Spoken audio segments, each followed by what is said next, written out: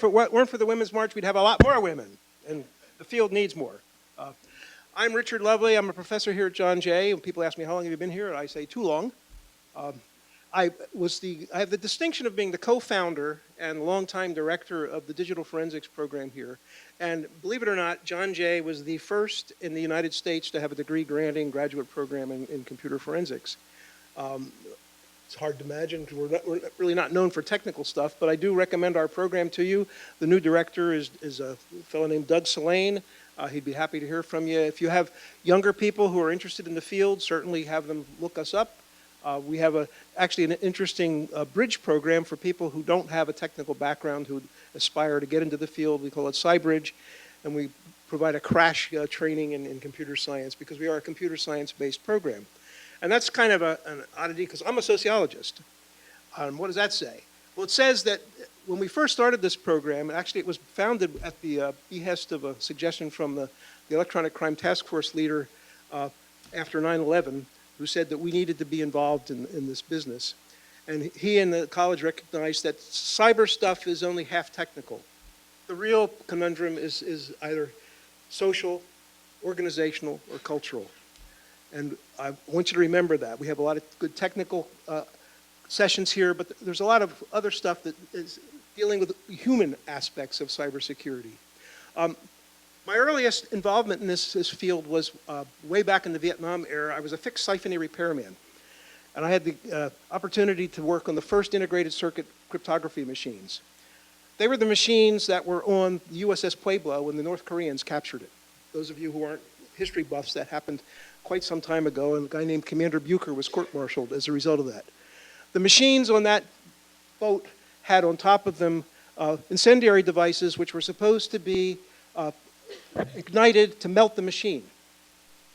At that time, the cryptography was controlled by IBM cards, which would have to be couriered around the world. So they would have matching cards, and Alice and Bob had to be in two different places at the same time, and they did it by the cards.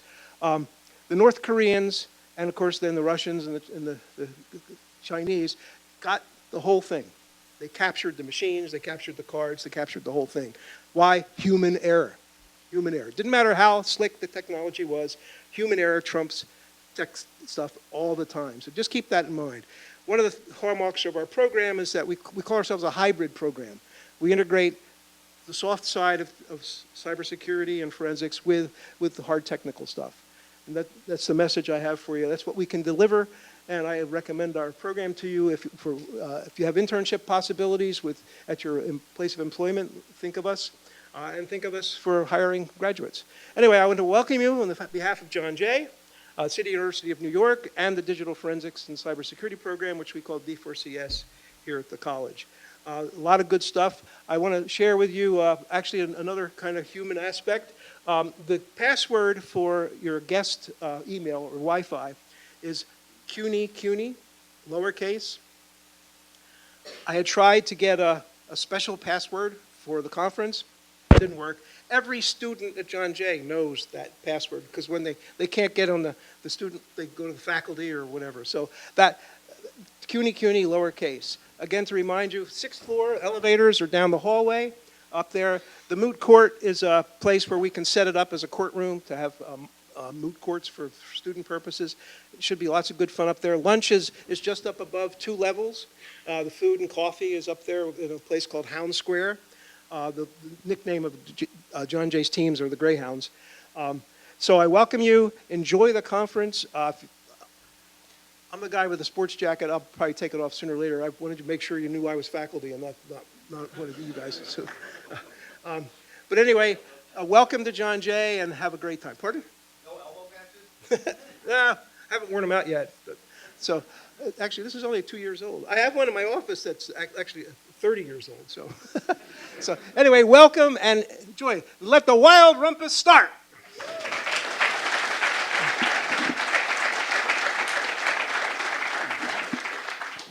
All right, next up from the New York City Cyber Command is Quiessence.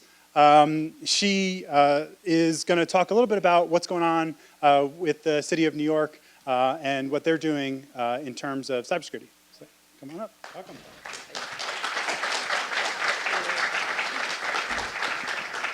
Hi, good morning. So, packed house, this is great.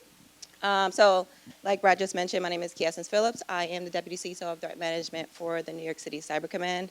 And I realize that might be the first time many of you have heard of it, but I felt as though it was very apropos to be here at B-Sides NYC and amongst many of you who are probably residents or at least frequent the largest and arguably greatest city in America, to really talk about what New York City Cyber Command is. We refer to ourselves as NYC3. Who we are, how we came about, and what we're looking to do. So NYC3 was born out of an executive order signed by Mayor de Blasio July of 2017. And with that, it has given us the charge to be in charge of all things cyber-related citywide. And that's a pretty arduous feat, and that's pretty much anything from data security to setting policies.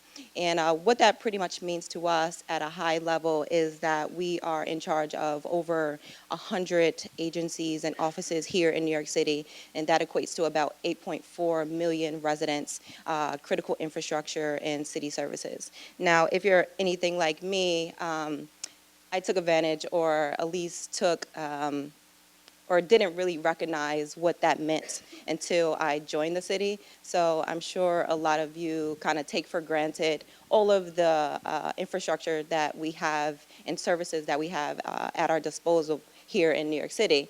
So, for example, within NYC3, we are in charge of all the agencies from anywhere from human resources to critical infrastructure. So when we're looking at an attack, when I came into this role, I kind of just started looking at the threat landscape and risk profile very differently. So whenever there is, an adversary that breaches a network, you always want to kind of assess that system and see what's the criticality. So for us, if it's not just about was their data stolen, or is this PII that was released or anything exfiltrated from the system, but it's more about how critical is this service and what is the impact if this service has to be taken offline, et cetera, and what does that mean for the citizens of this fine city. So some of the things that I think about from a human services perspective is if there is an attack and let's say a service has to be taken offline, and that service provides welfare benefits to a single mom, let's say, and she can't provide, or she won't get her benefits to be able to get formula for her newborn baby. And flipping that all the way on its head, looking at critical infrastructure, we have some of the greatest water ever. There was even a New York Times article talking about how New York City is bolstering the operation of its flow of water to New York City because we don't have to use a bunch of filtration plants, et cetera. But we take that for granted. Like when I travel to other places, I don't even drink their tap water.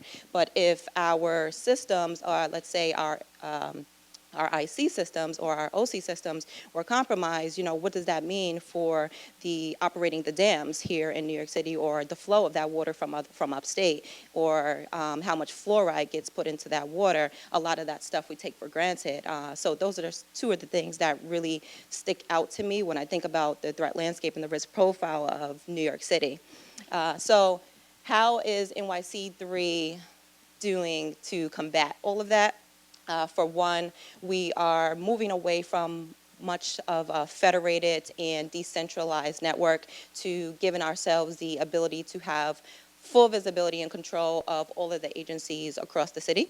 And then also we are building somewhat of a responder environment that pretty much removes us or separates us from the networks for which we protect.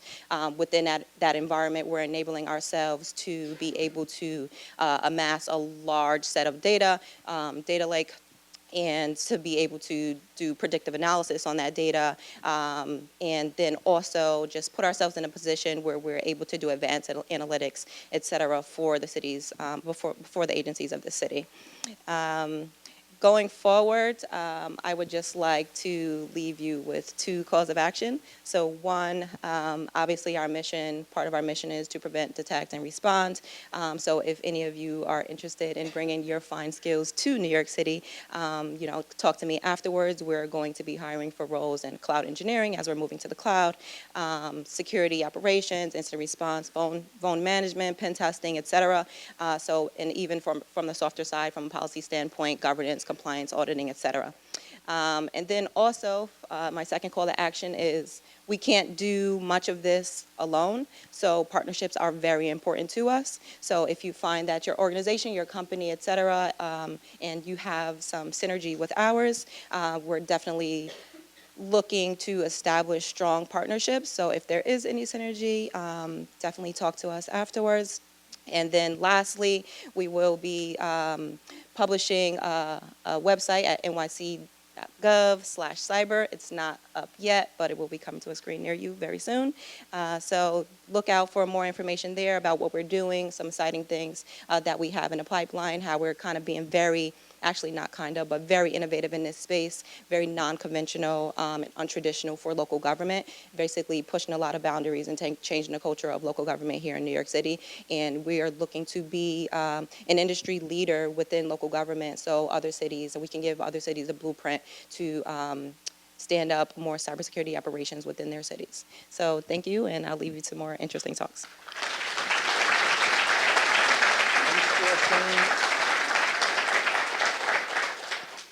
All right, thank you, Quiessence. I was just thinking, like, I'm a conference organizer because I'm running around with a roll of tape in my hand.